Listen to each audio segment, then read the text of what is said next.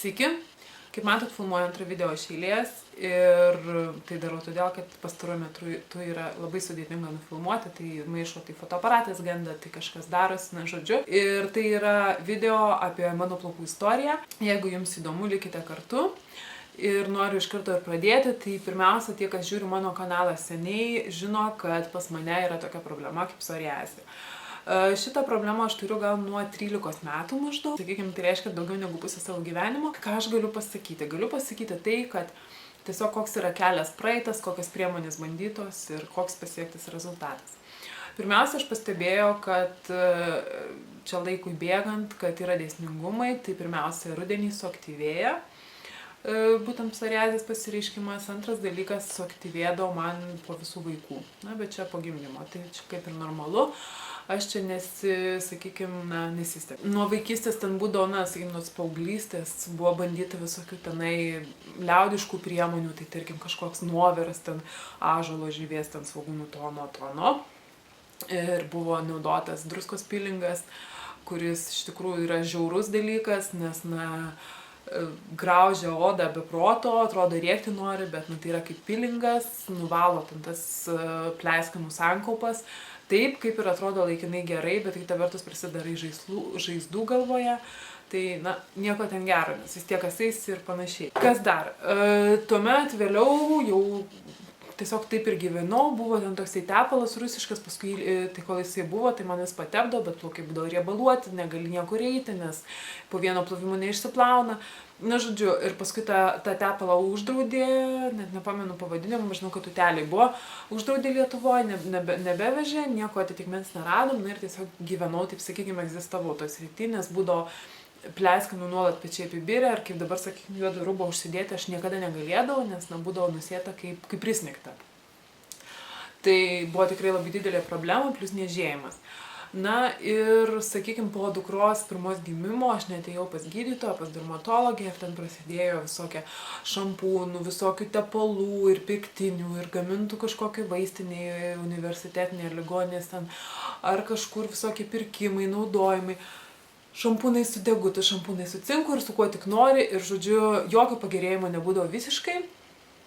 Ir, žodžiu, tikrai, išbandyta yra labai daug, pinigų išleista labai daug, nesakyčiau, netgi išmesta pinigų, nes daug produktų visiškai netiko.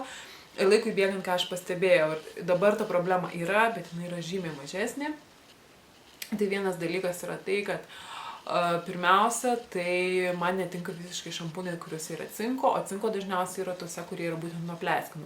Tai toks paradoksas, kad kuo daugiau naudoju, tuo daugiau niežti, tuo daugiau daugėja man. Nežinau, kodėl, kas čia pas mane su sistema yra galvos ne taip, bet tiesiog cinkas man kelia niežėjimą.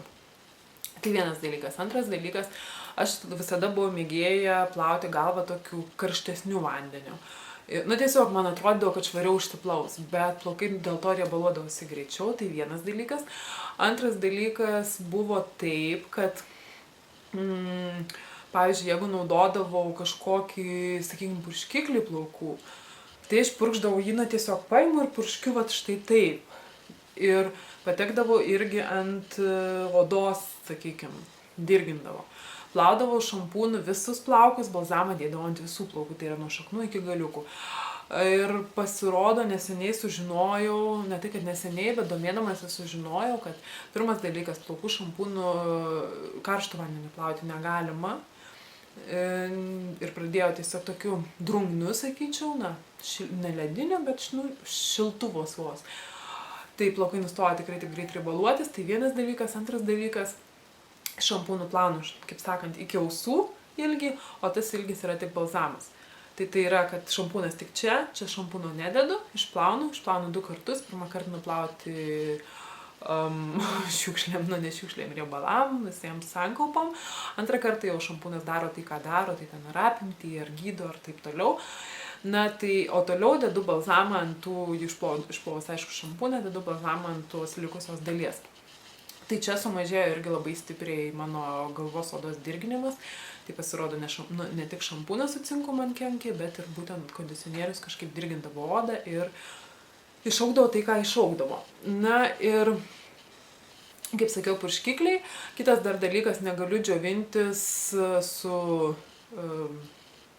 džiovintuvų plaukų, tai darau tai labai retai iš tikrųjų, leidžiu natūraliai išdžiūti, arba jau jeigu labai reikia, tai tiesiog labai toli, kad kuo mažiau patektų ant odos to šilto vėjo, nes jeigu bent truputį, tai viskas. Tai toksai dar dalykas, tai čia yra būtent su psoriaze, yra tokios, sakykime, sukovojimo šiek tiek priemonės. Dar vienas dalykas, kurio aš nepamiršau, tai yra kokoso aliejus. Dabar sakysit, kodėl ten kas su tuo kokios aliejum negerai. Aš nežinau, kai buvau kaip tik dievinu dirbtuvėse ir Gintarė Pietutytė kalbėjo, aš klausiu, kodėl man taip yra, kad man visiškai netinka kokoso aliejus. Plaukai kaip šiaudai, plaukai riebaluojasi, nors aš plaunu, jos ten atrodo ir gerai. Kažkas baisaus iš tikrųjų ir netinka, tai aiškino man, kad ten keratino ar tai per daug ar per mažai, aš jau nebepamenu. Bet žodžiu, tikrai man kokoso aliejus yra netinkantis dalykas, aš galiu bet kokį naudoti, tik tai ne kokoso. Bet kokį visų nesu išbandžiusi, bet, sakykime, iš tų, ką esu bandžiusi, tai kokosas man vienareikšmiškai netinka ir visos priemonės, kuriuose yra kokoso, taip pat netinka. Tai štai, nes irgi kelia ir niežėjimą, kaip sakiau, ir plaukai tokie būna šiaudiniai, nusausinti ir panašiai. Tai tokie niuansai. Ir dar kitas dalykas yra mano plaukų istorija, tai yra tokia, kad po dukros gimimo mažosios, gal praėjus metams maždaug, nepilnai metams 10 mėnesių, atsitiko toks dalykas, kad aš ėmiau plikti ir plaukai slinko ir visos sako, po gimdymo čia yra normalu, čia slenka turi išslinkti, tai taip, tai yra normalu, kol tai slenka tolygiai iš visų vietų. Mano atveju atsitiko taip, kad pradėjau štai tokio dydžio, sakykime, blynais išlinkinėti plaukai ir aš netyčia tai pastebėjau, kai pradėjau žiūrėti, pasirodo pas mane 6 tokios vietos ant galvos, ar tai 5 buvo išslinkę ir tai iš tikrųjų aš tada labai išsigandau, vaikščiau pas gydytojus nuo iki ir, žodžiu, buvo pridaryta krūvas tyrimų ir visokių echoskopijų ir viso ko ir hormonai ištirti ir, žodžiu, kaip žinia, hormonai yra mokami, ten man eilė tų hormonų tyrė, tai aš pinigų milijonas sukišau, bet ne tame esmė. Ir vis tiek neišaiškėjo, dėl ko man yra tas plikimas. Tuomet nusintė mane pas endokrinologę, gal visgi sako, dėl tų hormonų gal mes kažko nepastebim, gal kažkame čia yra problema. Jinai nieko neprisikabino iš savo pusės, bet pasiūlė pasidaryti feritino tyrimą. Ir kai aš nuėjau pasidariau feritino tyrimą, kiek pamenu, jis yra vėlgi mokamas, dariau tai iš savo pinigų. Ir man atrodo, yra ar tai nuo 13 ar tai nuo 15 yra norma, o mano buvo 6. O norma yra iki 150. Tai galima pagalvoti, kiek pas mane atsargų nebuvo. Tuo tarpu hemoglobinas, nors aš buvau dariusi ir per tą ieškojimo ligos laikotarpį, man kraują darė gal 3 kartus tyrimą, visada buvo hemoglobinas apie 140. Tai labai keista, nes tas neparodė, feritinas buvo visiškai ten jau nulinis. Tai reiškia, geležies atsargų organizme nebuvo. Geriau ir spiruliną, ir geležies preparatus. Ir viskas kaip ir buvo gerai.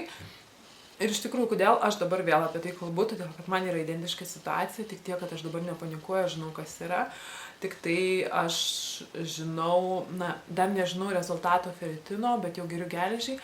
Tiesiog užsirašiau pas gydytoją, laukiu eilėje, kadangi čia viskas yra labai šviežia, tai laukiu eilėje ir tiesiog darysiu tą tyrimą, kad vėl sužinoti, kiek man to feritino yra nukritę, kiek sakykime, kad kuo greičiau pradėti, galbūt reikės net stipriau kažkokių priemonių ar kažką. Tai štai, tai ką noriu aš to pasakyti šiuo savo video, kad tiesiog galbūt kažkam tai bus naudinga, galbūt tiesiog nežinau, padės atsakyti į tokius klausimus, ką daryti, jeigu plaukai slenka. Tai jeigu plaukai slenka tolygiai, tai stebėkit, taip, tai gali būti normalu, tai gali būti metų laikai, tai gali būti po gimdymų, po streso ar taip toliau. Bet jeigu pradėjo slinkti plėmais, blynais ar kaip be pavadinsi, tai žinokit, tiesiu keliu keliaukit pas gydytoją, darykite tyrimus ir galbūt tai bus, sakykime, kaip mano atveju, feritino stoka. O galbūt tai bus kažkas kito, bet tiesiog vis tiek aš manau, tokiu atveju reikėtų tikrai pasirodyti gydytojui, nes, sakykime, man, pavyzdžiui, kai buvo pirmą kartą, tai man buvo toks, dabar tai žiūriu į tai ramiau, o tada man buvo tikrai didžiulis stresas, nes, sakykime, 5 vietos, tu negali niekaip susišukuoti, nes, tarkim, gali susišukuoti, bet šukavimas jis užtrunka valandą laiko kaip minimum, nes tu turi užslapstyti visas tas vietas ir buvo, tarkim, man buvo renginys, aš išėjau į renginį, fotografas nufotografavo iš viršaus ir kažkokiu būdu pas mane buvo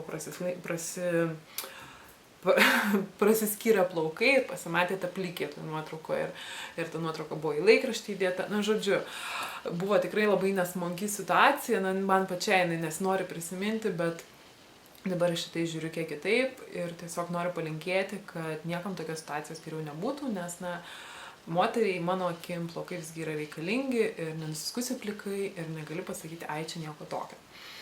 Tai žodžiu, tikiuosi tikrai buvo naudos, ačiū, kad žiūrėjot ir iki kitų video.